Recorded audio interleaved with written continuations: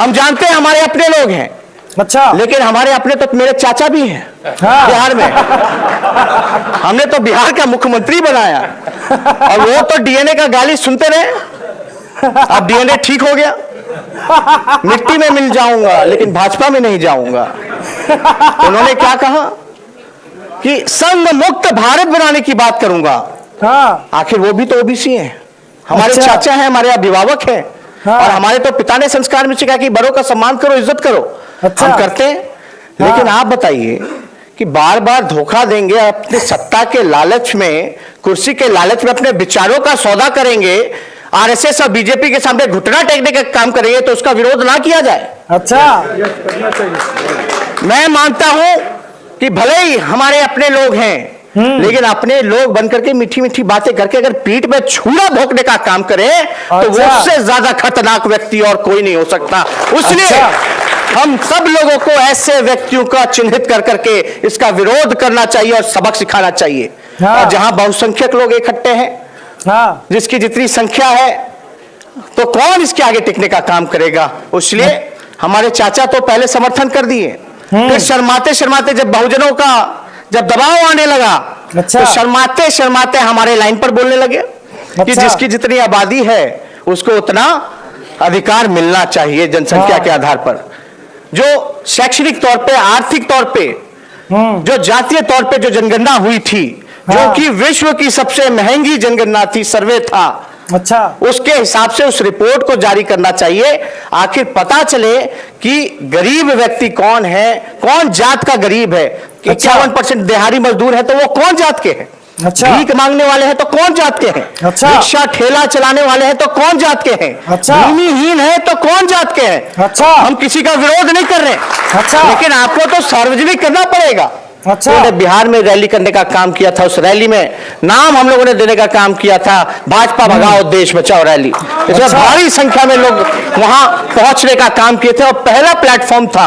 और अभी जिस प्रकार से 13 पॉइंट रोस्टर वाला जो इस प्रकार से काम किया, अच्छा, हम लोग लगातार पहले से संविधान बचाओ न्याय यात्रा पूरे बिहार के जिलों जिलों में लगभग 1.5 साल पहले हम लोग घूम करके काम किए। अच्छा, और आप देखिए कि अब धीरे धीरे किस प्रकार से संविधान के साथ छेड़छाड़ हो रहा है। अच्छा, आपको आरक्षण करने का, समाप्त करने की साजिश की जा रही है। अच्छा। और अभी तो सिर्फ आप क्या कहते हैं, थर्मामीटर लगाया है। वो देख रहे हैं कि भाई बहुसंख्यकों में क्या रिएक्शन होता है इसको लेकर के। अच्छा, और हम लोग सब लोग यहाँ ठंडे पड़े हुए हैं, सब लोग आपस में लड़ रहे हैं, आपस में बिखरे पड़े हुए हैं। अभी तो बेहद जरूरी है कि अब हम लोग कब सबक सीखेंगे। अच्छा, जब फिर से वो व्यवस्था आ जाएगी, फिर से हमारे बाबा साहब अंबेडकर की मूर्तियों को तोड़ा जाएगा, कर्पूरी ठाकुर जी को गाली दिया जाएगा, जगदेव बाबू जैसे नेताओं को गोली मारा जाएगा, तब हम लोग जागेंगे क्या। अच्छा। और मुझे दुख है, एक उर्मिलेश जी ने एक बात कही, उसको लेकर के हम बहुत चिंता में हैं। अच्छा, उन्होंने कहा बाबा साहब अकेले, एक अंबेडकर ने पूरे आरक्षण की व्यवस्था की, पूरे बहुसंख्यक पिछड़े जितने लोग थे, दलित थी, उनके लिए करने का काम किया। अच्छा। आज हम लोग इतने नेता हैं, इतने लोग हैं जो उनके बनाए हुए संविधान के बदौलत आज हम लोगों को रिप्रेजेंटेशन मिला, जो भी लोग हैं उनके बदौलत है। और हम अच्छा। लोग उनके सपनों को पूरा करने के लिए आज कुछ भी नहीं कर रहे, सब लोग अपने अपने सत्ता के लालच में बैठे हुए हैं।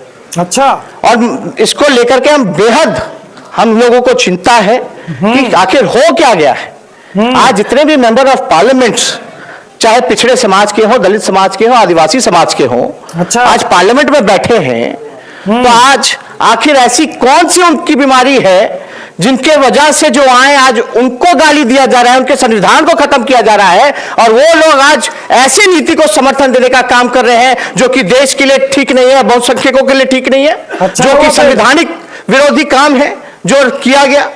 अच्छा, तो हम लोगों को समझना पड़ेगा। और हाँ। उनसे हम आप सब लोगों से अपील करते हैं कि जहां भी आपके सांसद हैं, आप अच्छा। उनसे सवाल पूछिए कि आप चुप क्यों रहे, इसका विरोध करने का काम क्यों नहीं किया। आपको घेराव करना पड़ेगा। शांत हो जा, शांत हो जा। हमें पता है तेरी बौखलाहट, हम जान रहे हैं, पूरा बिहार जान रहा है इस टाइम।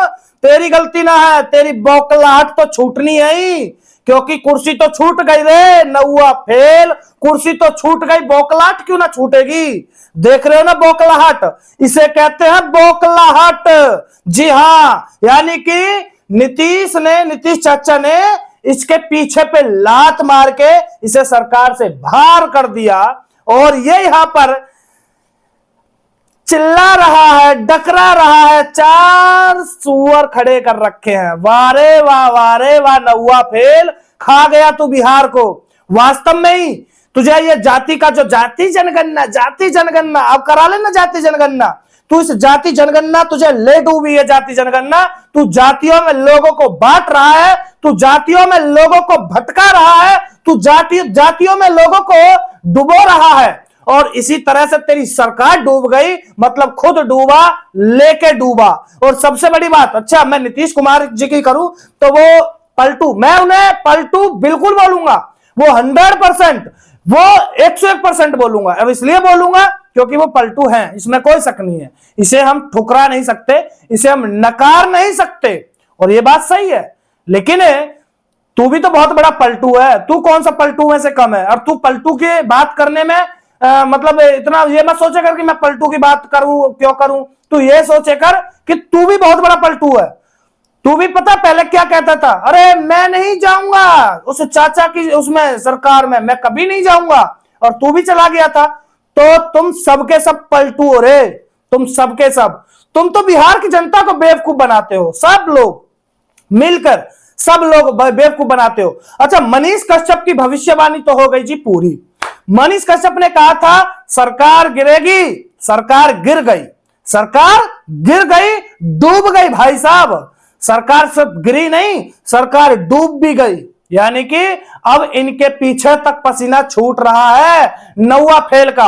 और सबसे बड़ी बात तो यह है, सबसे बड़ी बात पता है क्या है, सबसे बड़ी बात यह है कि मनीष कश्यप ने कहा था कि मैं 180 दिन में, जेल से आते 180 दिन में सरकार गिरा दूंगा। कितने दिन हुए? 30 दिन। कितने?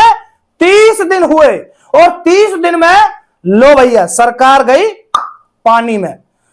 लालू के लाल, अब बता तेरा क्या होगा है? तू हो गया बेरोजगार। अब चालू कर दे बेरोजगारी पर भाषण देने, अब चालू कर दे बेरोजगारी का डंका बजाना। क्योंकि अब से पहले तो तू दावा कर रहा था कि हमारी सरकार ये नौकरी देगी, फलाना नौकरी देगी, ना तू दे पाया, ना तेरी सरकार नौकरी दे पाई, ना तेरी सरकार आज तक कुछ कर पाई। अब से पहले तुम खूब मुख्यमंत्री रहे, तुम्हारे घर में तेरी माता जी रही, तेरे पिताजी रहे, तेरे पिताजी चारा चोरी कर करके बिहार को खा गया, सबका चर्रा खा गया वो चोर।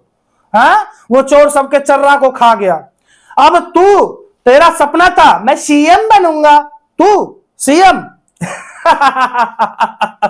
तू सीएम बनेगा भाई साहब सोच भी कैसे लेते हो। चलो सपना देखना सबका अधिकार, सपना देखो, लेकिन तू डिप्टी सीएम भी ना रहा, बेरोजगार हो गया, नौकरी गई, नौकरी गई।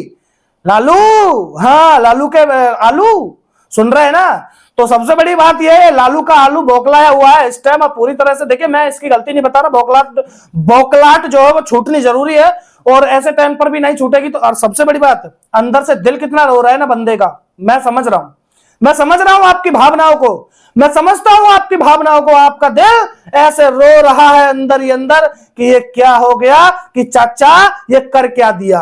आज कह रहा ना, ये चाचा क्या हो गया, चाचा भतीजों की जोड़ी टूट गई खैर दोस्तों, आप क्या कहना चाहोगे? मैं धन्यवाद करता हूं भाई मनीष कश्यप का, जिन्होंने इतना दुख झेला अपनी लाइफ में ऐसे नौवा फेलों की वजह से। खैर कहीं ना कहीं मनीष कश्यप का जो दुख था, जो मनीष कश्यप की आत्माओं ने जो गवाही दी थी, ले डूबी इसको बिहार के लोगों की आत्मा गवाही, आत्मा ले डूबी, एक गरीब मजदूरों की आत्माएं ले डूबी, और ऐसे को ले डूबना जायज है। आप क्या कहना चाहेंगे बिहार के लोगों को? कमेंट करिएगा, आगे शेयर करिएगा।